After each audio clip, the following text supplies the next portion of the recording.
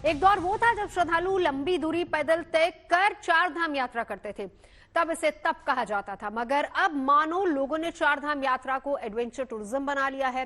तेजी से लोगों की संख्या चार धाम की तरफ बढ़ती जा रही है। फिर जो रविवार को यमुनोत्री में हुआ वो हम सबके सामने है। हमने देखा कि कुछ ही घंटों की बारिश ने कैसे यात्रियों को बेहाल कर दिया। यमुनोत्री पैदल मार्ग पर 200 मीटर के दायरे में काफी देर तक लोग वहां पर फंसे रहे। कहीं बारिश ने उन्हें परेशान किया और वहीं लोगों की मुश्किलें लगातार बढ़ती चली गई। ऐसे में सवाल ये उठता है कि क्या हमारे पहाड़ इतनी तादाद में श्रद्धालुओं का बोझ उठाने के लिए सक्षम है? अगर नहीं तो फिर क्यों लोगों को आगे बढ़ने दिया जा रहा है? शासन प्रशासन सब कुछ देखने के बाद भी मौन क्यों है? दूसरी तरफ यात्रियों में ऐसी क्या जिद है कि उन्हें मई के महीने में ही चारों धाम यात्रा करनी है, दर्शन करने हैं? क्या जुलाई में बरसात खत्म होने के बाद दर्शन नहीं हो सकते हैं? मई जून में दर्शन की जिद की कीमत यात्रियों के साथ साथ पहाड़ों को भी चुकानी पड़ रही है। ऐसे में पहाड़ की पीड़ा और लोगों की मानसिकता पर हम विशेषज्ञों के साथ मंथन करेंगे, लेकिन उससे पहले हम आपको ये रिपोर्ट दिखाते हैं।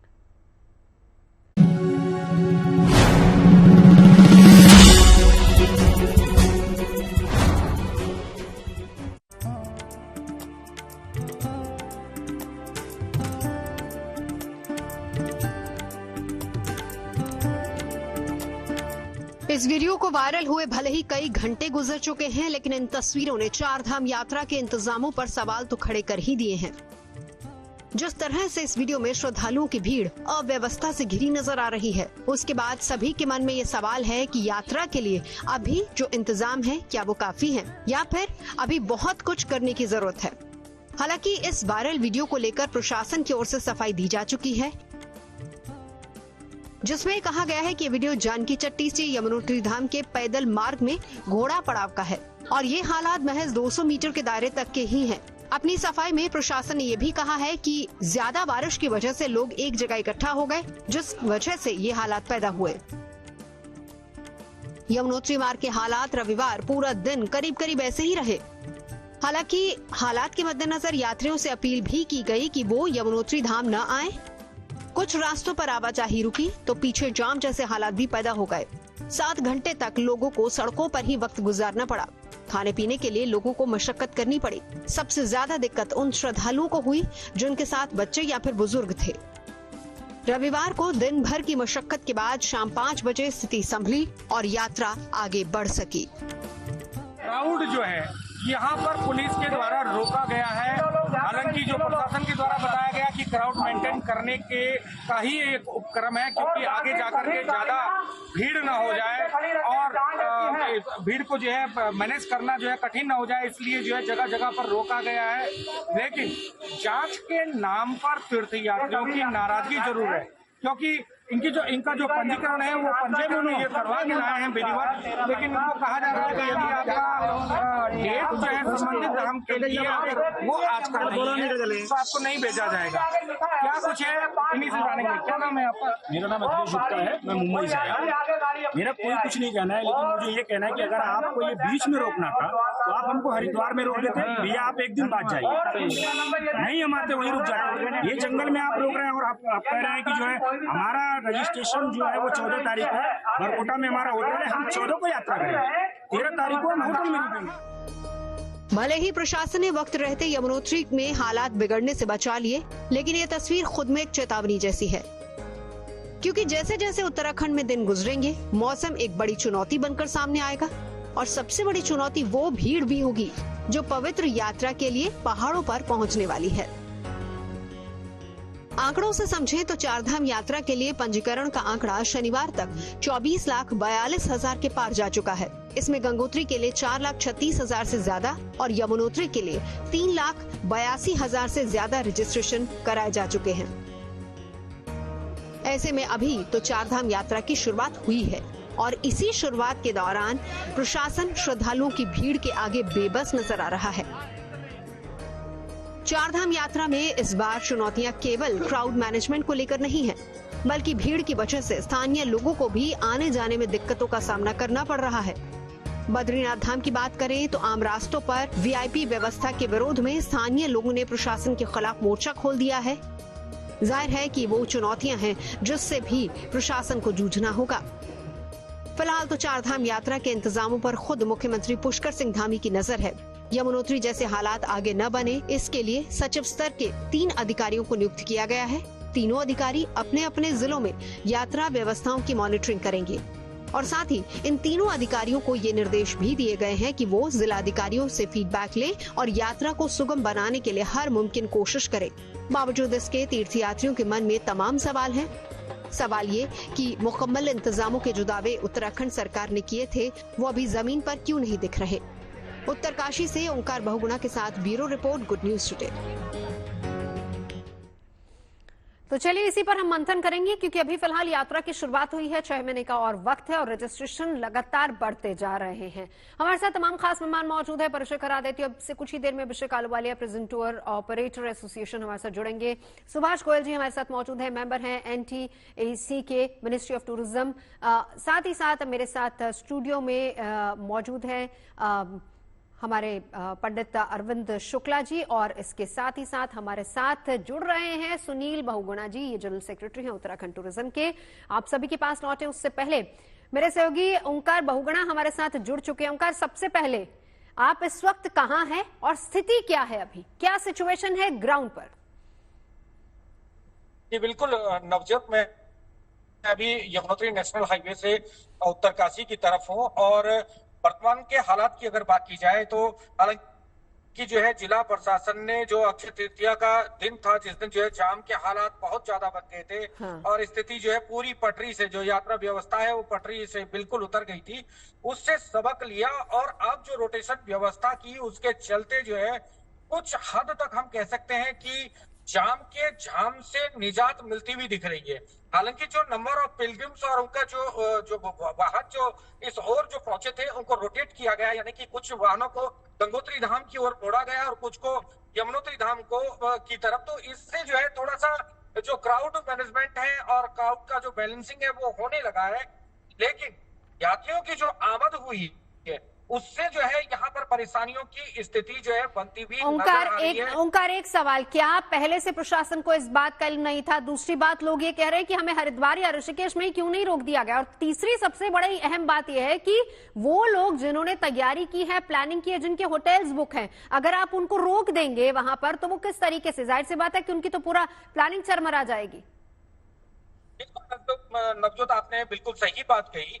हरिद्वार ही इसका मेन हब है, क्योंकि विभिन्न प्रांतों से आने वाले जो तीर्थयात्री हैं वो पहले हरिद्वार पहुंचते हैं और हरिद्वार में ऑफलाइन पंजीकरण का भी केंद्र खोला गया था। ऐसे में मिस कम्युनिकेशन की वजह से भी, यानी कि तीर्थयात्रियों के द्वारा अपना रजिस्ट्रेशन तो करवा लिया गया था, लेकिन जहां से यात्रा, चारों धाम की यात्रा बिगिन होती है, प्रारंभ होती है, वहां पर बेहतर मॉनिटरिंग व्यवस्था न होने की वजह से तीर्थयात्री असमंजस की स्थिति में आ गए। और एक ही तरफ उन्होंने, चूंकि 4 धामों में से यमुनोत्री धाम को प्रथम धाम माना जाता है, यानी कि बद्रीनाथ, केदारनाथ और गंगोत्री धाम की यात्रा करने से पहले यमुनोत्री धाम की यात्रा की जाती है।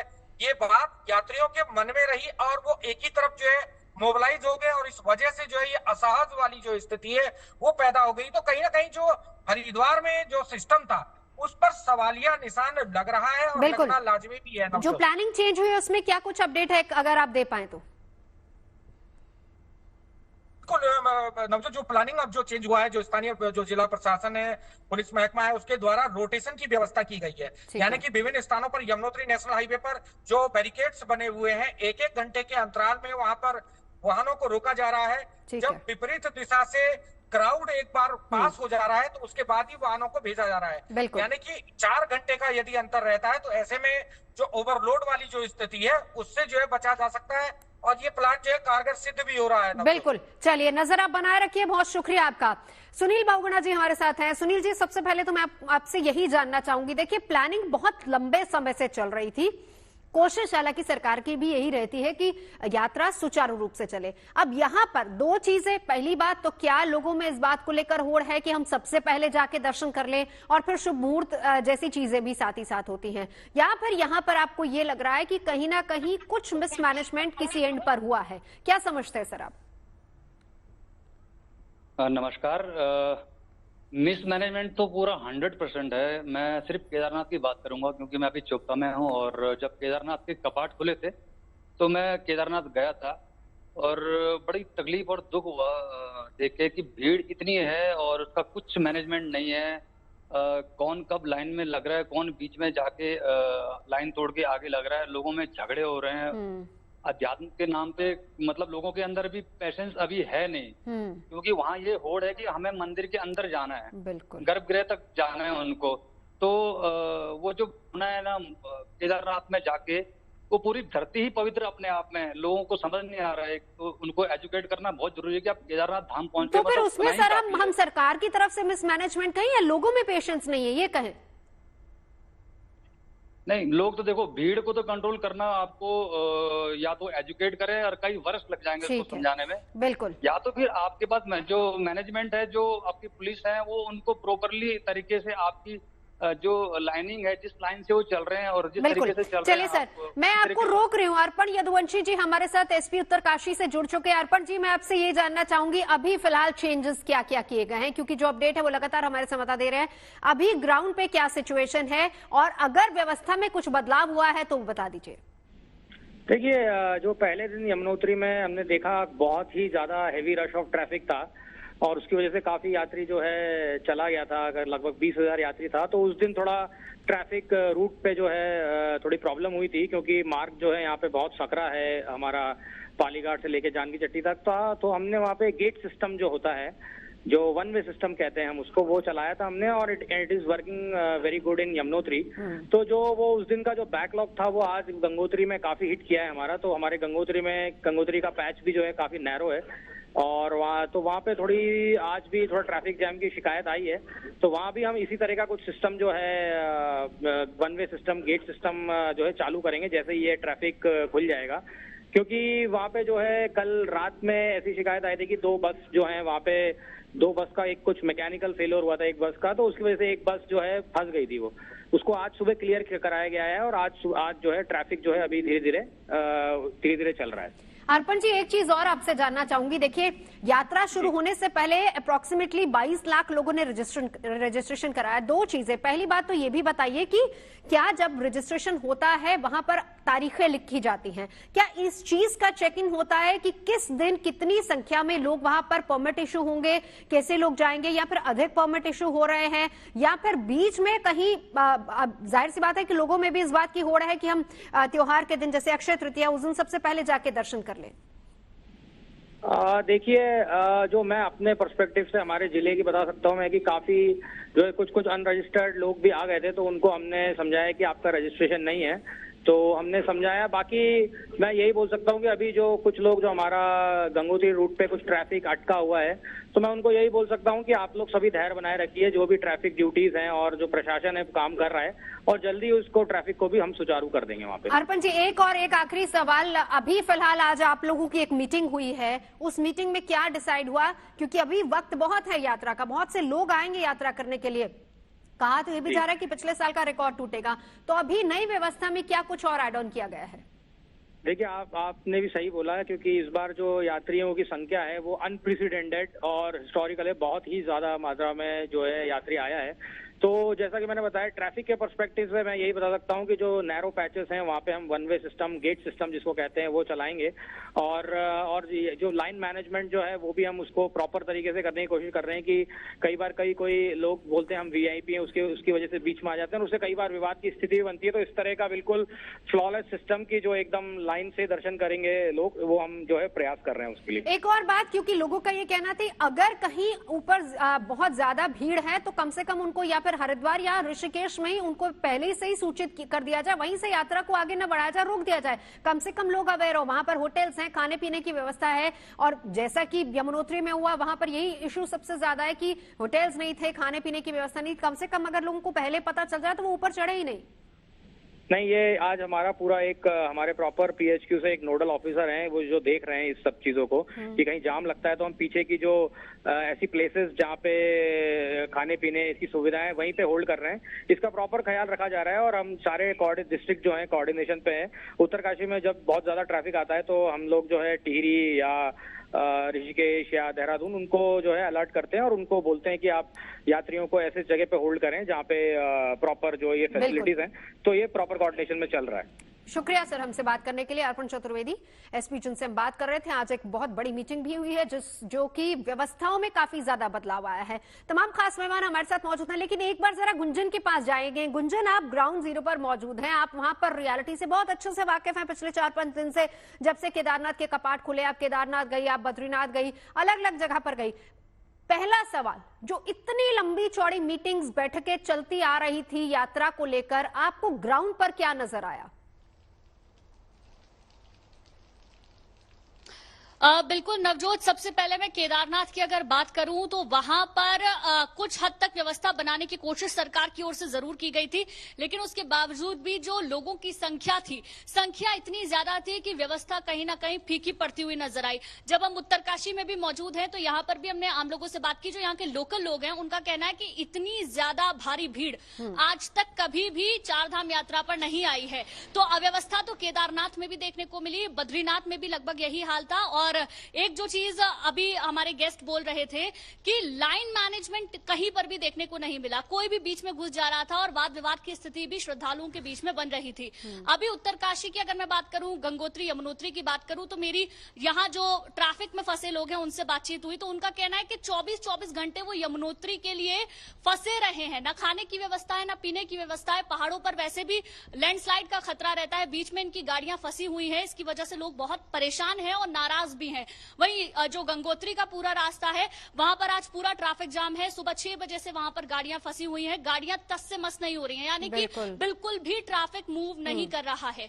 अब ऐसे में लोगों की परेशानी ये है कि चारधाम यात्रा पर आसपास की तस्वीरें अगर आप हमें दिखा पाएं, लोगों के साथ आते हैं, ऐसे में उनकी से बिल्कुल अभी मैं उस जगह पर मौजूद नहीं हूं नवजोत जहां पर ट्रैफिक था, लेकिन स्थिति यहाँ पर बहुत ज्यादा खराब है। ट्रैफिक की जो व्यवस्था है, मैनेजमेंट है, वो बिल्कुल भी नजर नहीं आ रहा है। और सबसे बड़ी बात, यमुनोत्री में लोग बता रहे थे कि वहां पर जो रेलिंग साइड में होती है कई जगह पर वो भी टूट गई, यानी कि इतना सकरा रास्ता, उसमें घोड़े खच्चर भी ऊपर चढ़ते हैं, आम श्रद्धालु भी ट्रैक करते हैं, तो कितना बड़ा खतरा उनकी जान को बना रहता है। दूसरी बात, खाने पीने की व्यवस्था नहीं है, रहने के बारे में कुछ पता नहीं है। जब लोगों से बातचीत हुई तो उनका कहना था कि अगर आगे इस तरीके की व्यवस्था है, आगे इतनी ज्यादा प्रॉब्लम हो रही है, तो किसी न किसी तरीके से श्रद्धालुओं तक कम्युनिकेट होना बहुत इंपॉर्टेंट है कि आप आगे की ओर ना बढ़े, एटलीस्ट वो होटल्स में रुक पाए, अच्छे से अपने खाने पीने की व्यवस्था कर पाए। चलिए गुंजन, शुक्रिया आपका इस पूरी जानकारी के लिए। सुभाष गोयल जी, सीधा आपके पास आते हुए, अब आपने सुना ग्राउंड जीरो पर क्या हकीकत है। हमारे एक सहयोगी जो है वो गंगोत्री में है, एक यमुनोत्री से हमें पूरी जानकारी दे रहे थे। सिचुएशन आपने देखी, कोशिश सरकार की यही है कि ज्यादा से ज्यादा श्रद्धालु वहां पर आए, दर्शन कर पाए और सुचारू रूप से दर्शन हो। अभी शुरुआत हुई है यात्रा की, क्या कहेंगे?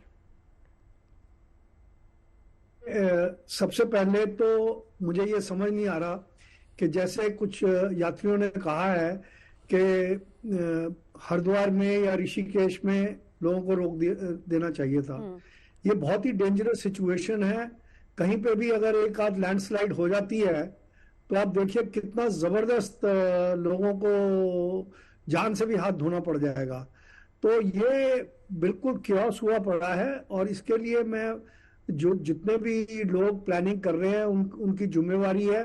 अगर उनके बस का नहीं है तो आर्मी को इन्वॉल्व करना चाहिए और एक डिसिप्लिन तरीके के साथ लाइन मैनेजमेंट करके इसको कंट्रोल करना चाहिए।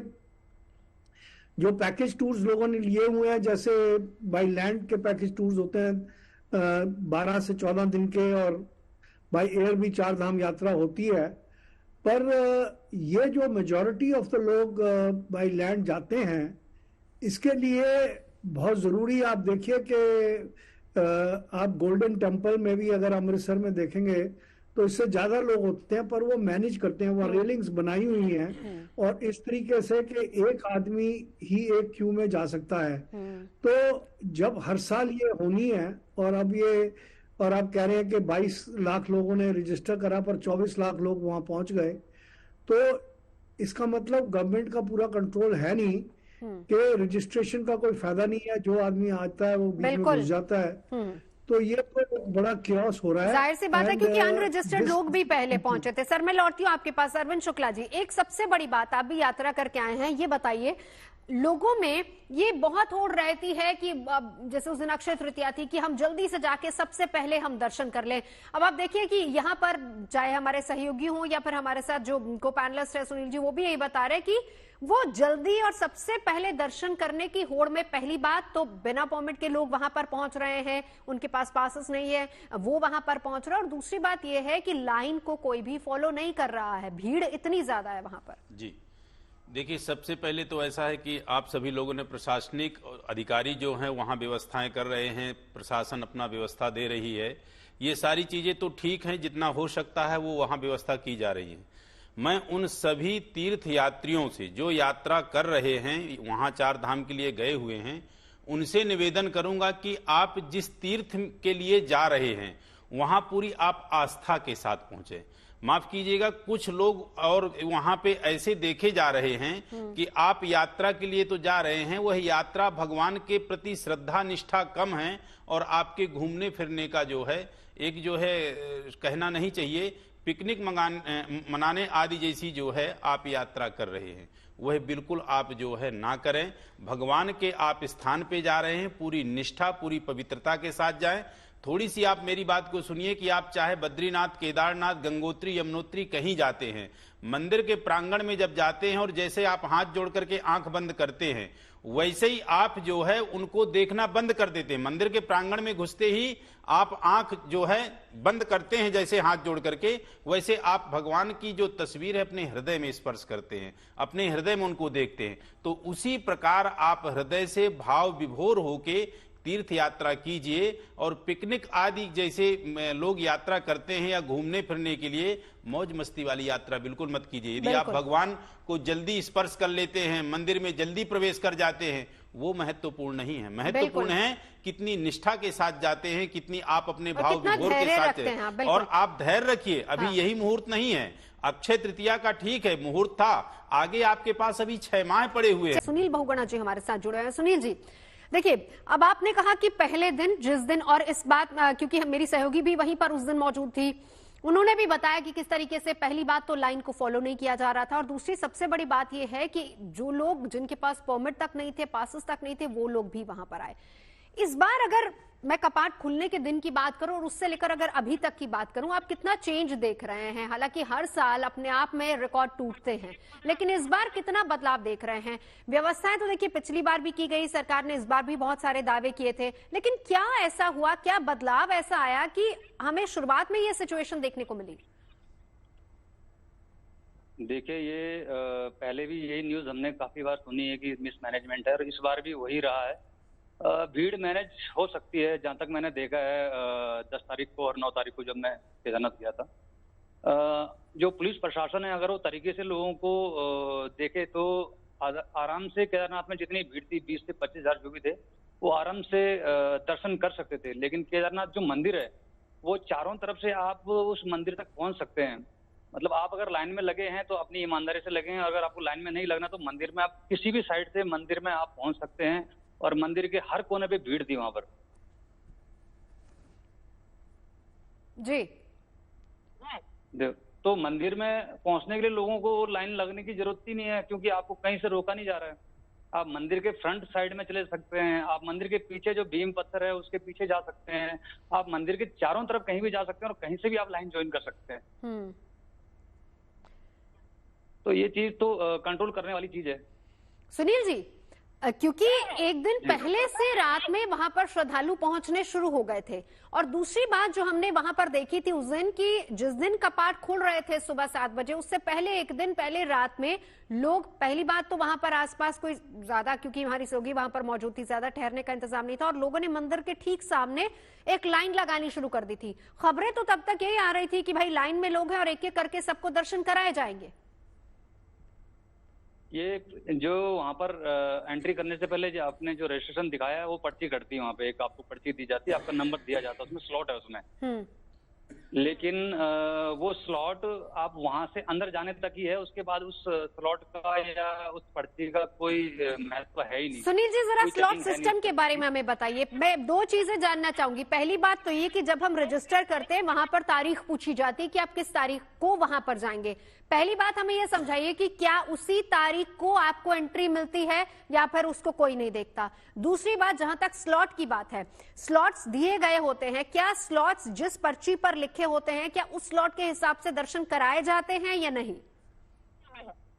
उस स्लॉट के हिसाब से दर्शन हो ही नहीं सकते, क्योंकि उतना पुलिस बल आपको चाहिए वहां पे, गेट मैनेजमेंट चाहिए आपको। 6 से 7 बजे या 5 से 7 बजे के बीच में अगर आपका टाइमिंग है और आप वहां पर भीड़ इतनी है कि आप अगर 100 लोगों की एंट्री है और वहां पे 1000 या 2000 या 10,000 लोग खड़े हैं, तो फिर इतनी दूर पैदल चलने के बाद आप गेट पे वहां पे एक इंसानियत भी होती है कि आप 22 किलोमीटर पैदल चले, थक के आए, आप वहां पे खड़े हैं और फिर आप अंदर तक मंदिर के पास तक आए और मंदिर तक नहीं पहुंच पाए। तो जो वहां पे पर्ची काटते शायद उनके दिल में भी ये रहती कि इतने दूर से आए हैं तो वो कैसे किसी को रोक सकते हैं। स्लॉट का फिर कोई महत्व वहां पे रहता नहीं है। ये स्लॉट का महत्व आपको ऋषिकेश, हरिद्वार या गुप्तकाशी के पास अगर हो, यानी तो सीधी ज्यादा सी बेटर बात है कि वहां पर मंदिर प्रशासन की तरफ से ही व्यवस्थाएं होनी चाहिए। सुभाष जी, आपको इंक्लूड करना चाहूंगी। अब आपने सुना कि ग्राउंड रियलिटी वहां पर क्या है। सबसे बड़ी बात यह है कि किस तरीके से दर्शन कराने हैं, कैसे लोग सही तरीके से दर्शन कर पाए, वो व्यवस्था वहां पर नहीं है। और दूसरी बात यह कि कितनी भी आप एडवांस बुकिंग कर ले, ऑनलाइन बुकिंग हो जाए, रजिस्ट्रेशन हो जाए, लेकिन लास्ट में जाके ना तो परमिट आपका चेक किया जाता है, ना स्लॉट के बारे में कोई पूछता है, और ना ये देखता है कि आप जिस तारीख को रजिस्टर्ड थे कि आप उसी दिन आए या नहीं आए। तो मेन चीज यही है कि इम्प्लीमेंटेशन, रजिस्ट्रेशन तो आपकी हो गई, स्लॉट भी आपको मिल गए, पर अगर उसको चेकिंग नहीं हुई और इम्प्लीमेंट नहीं हुआ तो केओस तो होना ही है। आप देखिए कि बहुत मॉन्यूमेंट्स हैं all over the world, pilgrimage के लिए वेटिकन है और हज के लिए भी बहुत लोग जाते हैं, पर बड़े स्ट्रिक्टली हर चीज कंट्रोल होती है। Crowd management and crowd control एक पूरी मेथड है, एक साइंस है, और अगर उसको फॉलो करा जाए तो बहुत आराम से हर आदमी के दर्शन हो सकते हैं। पर इस केओस में सिक्योरिटी कंसर्न भी है और बहुत ही, मैं तो समझ नहीं आ रहा कि इस एक सीनियर सिटीजन यहाँ से कैसे जा सकता है। बिल्कुल, ये तो बहुत ही परेशानियां सर सिर्फ सीनियर सिटीजन नहीं बल्कि बच्चों के लिए भी वहां पर हुई। अभिषेक आलूवालिया जी भी हमारे साथ जुड़ गए हैं। अभिषेक जी, 2 दिन पहले हम इसी बात को लेकर चर्चा कर रहे थे कि व्यवस्थाएं कैसी हैं, तैयारियां कैसी हैं, लेकिन अब आपको क्या लग रहा है वहां पर कमी कहां पर है, किस चीज को सुधारने की जरूरत है? क्योंकि अभी यात्रा बहुत लंबी है। और दूसरी बात यह है कि जो लोग अभी तक यात्रा अपनी जिन्होंने शुरू नहीं किया, आने वाले दिनों में वो करने वाले हैं, उनके लिए आप क्या कहेंगे? सभी को नमस्कार। देखिए, स्थिति आप लोग आपके माध्यम से, मीडिया के माध्यम से, सोशल मीडिया के माध्यम से आप लोग सब अवगत हैं। जब यात्रा शुरू होती है तो शुरू के जो शुरुआती दिन होते हैं, पहले 2-4 दिन होते हैं, निश्चित रूप से एक रुकी हुई यात्रा होती है, यात्रा बंद होती है, व्यवस्थाएं भी रुकी हुई होती है, और अचानक से जब भीड़ आती है तो निश्चित रूप से कहीं ना कहीं वो अव्यवस्था होती है। परंतु अगर प्रशासन और शासन इन व्यवस्थाओं को पहले से भांपते हुए सही कदम उठाएं, ट्रैफिक की व्यवस्था को सही किया जाए, और जो इंफ्रास्ट्रक्चर है, बेसिक इंफ्रास्ट्रक्चर है, उस पर थोड़ा अगर काम किया जाए, जैसे कुछ कुछ क्षेत्रों में जो एक्चुअल जानकारी के हिसाब से कहीं कहीं काम चल रहे हैं, सड़कों पे काम चल रहे हैं, तो उससे भी कहीं ट्रैफिक जाम हो रहा है। तो अगर ट्रैफिक को हम लोग सही व्यवस्था से मैनेज कर लेते या पहले से इस सबके लिए तैयार होते तो शायद इतनी परेशानी नहीं होती। नहीं, लेकिन एक बड़ी बात ये भी है ना अभिषेक जी, अब देखिए कि जो खबर मिल पा रही है वो ये कि जितने लोगों ने रजिस्टर करवाया उससे कहीं ज्यादा लोग पहुंच गए, जिन्होंने रजिस्टर नहीं भी करवाया था वो भी लोग वहां पर पहुंचे। बिल्कुल बिल्कुल, जैसे आप बता रहे हैं, इसी प्रकार से, इसी वजह से जो है, जो एक बॉटलनेक जैसी स्थिति होती है और उसमें अत्यधिक प्रेशर जब आएगा तो निश्चित रूप से इस तरह की समस्याएं आएंगी। तो हमारे को पहले से इन व्यवस्थाओं पे विचार करना चाहिए था, पहले से इस चीज के लिए हमें तैयार होना चाहिए था। और जो आज हम उस लास्ट मोमेंट पे जो स्टेप्स ले रहे हैं, जैसे मैं एक हरिद्वार का एग्जांपल दूं, छोटा सा रजिस्ट्रेशन काउंटर लगा हुआ था जहां पर बहुत भीड़ हो रही थी, विदिन 10 तारीख, 7 तारीख को, 8 तारीख को शुरू हुआ था, और 10 तारीख को उसको बदल के एक बहुत ही बड़े काउंटर के रूप में एक शेप में दिया गया, जिससे थोड़ा सा सुचारू करने का प्रयास किया गया। तो अगर ये पहले दिन से ऐसी व्यवस्थाएं होती तो शायद जो आने वाले तीर्थयात्री हैं उनको थोड़ी परेशानी जरूर कम होती। बिल्कुल। चलिए, अरविंद शुक्ला जी हमारे साथ हैं। अरविंद जी, अब देखिए, जिम्मेदारी तो आम लोगों की भी बनती है। पहले अगर सरकार अपनी तरफ से कोई व्यवस्था बना रही है तो कम से कम उसको फॉलो करना चाहिए। बहुत से लोग फॉलो भी करते हैं, आप अपने हिसाब से वो लोग परमिट लेते हैं, रजिस्ट्रेशन करवाते हैं, उस हिसाब से वो आगे जाते हैं। और दूसरी सबसे बड़ी बात, जब आप किसी तीर्थ में जा रहे हैं तो कम से कम पंक्ति में खड़े होकर अपनी बारी का इंतजार कीजिए। और जैसा अभी सुनील जी भी बता रहे हैं कि चारों जगह से, चारों दरवाजों से आप एंटर कर सकते हैं, तो ऐसे में तो जाहिर सी बात है कि अव्यवस्था वहां पर होगी। आम लोगों के लिए आप क्या कहेंगे, कितनी बड़ी जिम्मेदारी उनकी यहाँ पर बनती है? देखिए, जिम्मेदारी तो जो जा रहे हैं सबसे बड़ी उनकी बनती है। हाँ। और मैं सभी यात्रियों से ये भी निवेदन करना चाहूंगा कि ऐसा नहीं है कि अभी ही अक्षय तृतीया का मुहूर्त है तो इसके बाद आगे कोई मुहूर्त नहीं है। बहुत अच्छे मुहूर्त आपको आगे मिलेंगे। और मैक्सिमम आप नोट कर ले, जो हमारे त्योहार पड़ते हैं वो त्योहार अब से शुरू होकर के और आगामी 6 माह तक त्योहार ही त्योहार हैं। तो बड़े अच्छे मुहूर्त आएंगे, उन मुहूर्तों में आप स्नान करें। लेकिन उसमें सबसे ज्यादा जो प्रशासन सहयोग कर पाएगी वो कर पाएगी आपके सहयोग से। जब आप पूरी धैर्यता, गंभीरता, सहनशीलता, नम्रता वहां पे रखेंगे। और जब हम यात्रा के लिए निकलते हैं तो सबसे ज्यादा हमारे अंदर यही चीजें होनी चाहिए कि हमारे अंदर सहनशीलता होनी चाहिए, गंभीरता होनी चाहिए, धैर्यता होनी चाहिए और नम्रता होनी चाहिए। ये विशेष चीजें हैं जो आपको विषम परिस्थिति में संयम देंगी। उसके साथ साथ आपकी निष्ठा और श्रद्धा, भगवत भक्ति होना चाहिए, ना कि घूमना फिरना होना चाहिए। जब भगवत भक्ति होगी तो निश्चित रूप से आप कोई भी वहां गलत कार्य नहीं करेंगे। यानी आप कह दी रजिस्ट्रेशन है तभी आप जाएंगे, बगैर रजिस्ट्रेशन के नहीं जाएंगे, आप लाइन को तोड़ के नहीं जाएंगे। अभी जैसे बता रहे थे कि मंदिर के चारों तरफ से जो है जा सकते हैं, तो उस तरह से नहीं जाएंगे, बिल्कुल आप अपने पंक्तिबद्ध जाएंगे। और आपको यह भी बता दूं कि किसी भी पूजा, किसी भी पाठ में श्रद्धा होती है, भक्ति होती है। उसमें हम जो सामान चढ़ाते हैं, जो आदि चीजें अर्पित करते हैं, वो सेकंड होती है। ऊंची चीज होती है श्रद्धा। तो निवेदन है कि आप बड़ी ऊंची धाम में जा रहे हो। बद्रीनाथ धाम वह आपका जो है सर्वोत्तम धाम है। जो हमारे 4 धाम हैं, प्रथम बद्रीनाथ धाम है, आपका जो है द्वारिकाधीश है, आपका जगन्नाथपुरी है, रामेश्वरम है। उसमें आपका बद्रीनाथ धाम के विषय में कहते हैं कि इसमें इसको सेकंड वैकुंठ कहते हैं। वैकुंठा पुरुष प्राणा प्राणदा प्रणव पृथु। यहाँ पे साक्षात भगवान जो है वास करते हैं। बिल्कुल। और इसीलिए धैर्य बहुत जरूरी हो जाता है। सुनील जी, वो लोग जो आने वाले दिनों में यात्रा करेंगे, आप उनके लिए क्या कहेंगे? क्योंकि आप वहीं पर मौजूद है, आप वहां की पूरी व्यवस्था से बहुत अच्छे से वाकिफ हैं। किस तरह की एहतियात लोगों को अपनी तरफ से बरतनी चाहिए? अब ये पता नहीं कि कितने दिन में कितने लोग, मतलब ये डिपेंड करता है कितने आंकड़े हैं, कितने लोग एक बार में वहां जा रहे हैं। इसमें लोकल भी है, श्रद्धालुओं के अलावा जैसे जो घोड़े हैं, पालकी वाले हैं या नेपाली है जो सामान से वहां ढुकते हैं, तो बहुत सारे लोग हैं। उसमें से डिपेंड करता है कितना क्राउड है, ऐसे बताना मुश्किल होगा। नहीं, मैं ये आपसे समझना चाह रही थी कि जो लोग आने वाले दिनों में यात्रा करेंगे उनके लिए क्या कोई टिप्स आप देना चाहेंगे? क्या कुछ तैयारी करके लोग वहां पहुंचे? नहीं, उनके लिए तो एक ही बात है कि मन में भोलेनाथ का ध्यान करें और यही सोचें कि परहित सरज धर्म नहीं भाई, दूसरे के हित के समान कोई धर्म नहीं है। तो भीड़ भाड़ कम हो जाएगी इसी में से कि भाई किसी और को दर्शन मिले आपसे पहले, आपको तो वैसे ही पुण्य मिल जाएगा। तो धैर्य रखना पड़ेगा, जैसे अभी पंडित जी ने कहा है बिल्कुल कि जो आपको धैर्य रखना पड़ेगा। धैर्य की ज्यादा जरूरत है। सुभाष गोयल जी हमारे साथ है। सुभाष जी, सबसे बड़ी बात वहां पर यह है कि देखिए, इसमें भी कोई दो राय नहीं कि ये वक्त ऐसा सीजन होता है जहां पर लोकल लोगों के लिए भी एक तरीके से कमाई का साधन होता है। उत्तराखंड का पूरी इकोनॉमी काफी हद तक टूरिज्म पे भी डिपेंड करती है।